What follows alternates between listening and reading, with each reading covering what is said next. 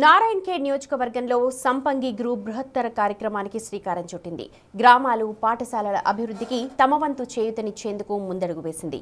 2 గ్రామాలు ఏకంగా 30 స్కూళ్లను దత్తత తీసుకుంది.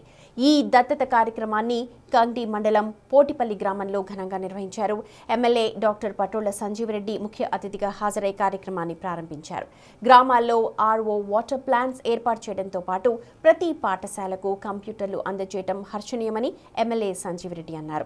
సంపంగి గ్రూప్ సేవలను అభినందించారు. ఈ కార్యక్రమంలో సంపంగి గ్రూప్ చైర్మన్ రమేష్ సంపంగి, సిఇఓ సురేష్ సంపంగి, టీటీఏ గ్రూప్ నిర్వాహకులు, ప్రజాప్రతినిధులు, గ్రామస్తులు, విద్యార్థులు పాల్గొన్నారు.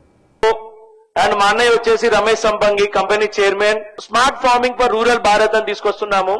సో స్మార్ట్ ఫార్మింగ్ అంటే ప్రతి రైతుకి వెళ్లి అవగాహన సదస్సులు కండక్ట్ చేసేసి సరౌండింగ్ లో ఎక్కడెక్కడ గ్రామాలు ఉన్నాయో ఆ గ్రామాలలో రైతులను ఎంచుకొని వాళ్ళు ఎలాంటి వ్యవసాయం చేస్తున్నారు, పెస్టిసైడ్ వాడటం వల్ల వచ్చే నష్టాలు ఏంటి, పెస్టిసైడ్ వాడటం వల్ల మన కెమికల్ పెస్టిసైడ్ వాడటం వల్ల భూమి సారం ఎలా తగ్గుతుంది, ఆ భూమి సారాన్ని పెంచడానికి ఎలాంటి టెక్నిక్స్ వాడొచ్చు మనం అని చెప్పేసి మనం ఏం చేస్తున్నామంటే మనము ఒక ప్రోగ్రామ్ తీసుకురాబోతున్నాం, smart farming for rural Bharat. Organic పంటలు పండించాలంటే వర్జిన్ సాయిల్స్ కావాలి. ఆ వర్జిన్ సాయిల్స్ ఇక్కడ ఉన్నాయి కాబట్టి ఈ ప్రాంతాన్ని ఎంచుకొని మేము చేసినాం. ఇలాంటి అవకాశం అంటే ఇంత మంచి అవకాశాన్ని, ఈ ప్రాంతాన్ని, ఇలా మంచి వర్జిన్ సాయిల్స్ ని కల్పించిన మాకు ఇక్కడ కల్పించిన అందరు కూడా ఎమ్మెల్యే గారికి, ఎంపీ గారికి పేరు పేరున ధన్యవాదాలండి. సో ఈ కల్టివేషన్ లో మేము ట్రెడిషనల్ అగ్రికల్చర్ కి టెక్నాలజీని యాడ్ చేసేసి ఆ టెక్నాలజీని తో మేము అగ్రికల్చర్ చేస్తున్నాము.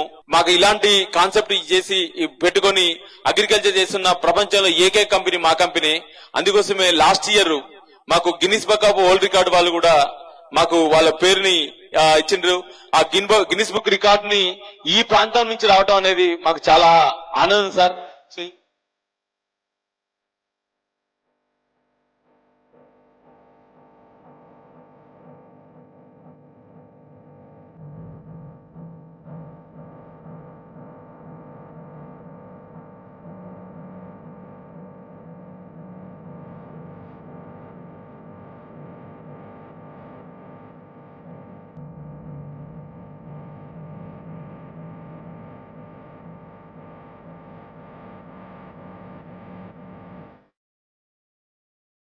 చాలా మంచి కార్యక్రమం చేపడతా ఉన్నారు మన లైన్ రమేష్ గారు. నేను బాగా ఇంప్రెస్ అయినాను. ఎందుకంటే చారిటీ అంటే ఈ రోజు సొసైటీకి చారిటీ చాలా అవసరం. ముఖ్యంగా మన నారాయణఖేడ్ ఏరియాలో చాలా పావర్టీ ఉండింది, చాలా బ్యాక్వర్డ్ ఏరియా, ఎడ్యుకేషనల్ కూడా చాలా బ్యాక్వర్డ్ ఉండింది. కానీ ఈసారి నిజంగా కూడా ఈ కొన్ని ఒక 5-10 ఇయర్స్ నుండి ఎడ్యుకేషన్ లో చాలా దూసుకుపోతా ఉన్నారు మన నారాయణఖేడ్ స్టూడెంట్స్.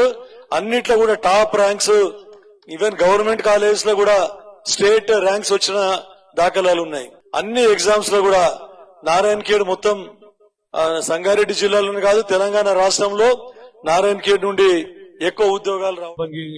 చారిటబుల్ ట్రస్ట్ ఏదైతే ఉందో అది సుమారు 30 స్కూల్స్ ని ఈ రోజు అడాప్షన్ చేసుకోవడం జరిగింది. దత్తత తీసుకొని అక్కడ వారికి అందరికి కూడా కంప్యూటర్ సిస్టమ్ ని ఇవ్వడం జరిగింది. తర్వాత ఇదైతే ఈ తెలంగాణ తెలుగు అసోసియేషన్ వారి తరఫున, తర్వాత ఈ సంపంగి చారిటబుల్ ట్రస్ట్ తరఫున ఈ కార్యక్రమాన్ని ఏర్పాటు చేశారు. వాళ్ళు ఎన్ఆర్ఎస్ అందరూ కూడా మనకి ఇక్కడ ఈ మన ఏరియాలో నారాయణఖేడ్ నియోజకవర్గంలో సంపంగి చారిటబుల్ ట్రస్ట్ ద్వారా చేపట్టే కార్యక్రమాలకు వారు కూడా సపోర్టింగ్ గా ఉన్నారు.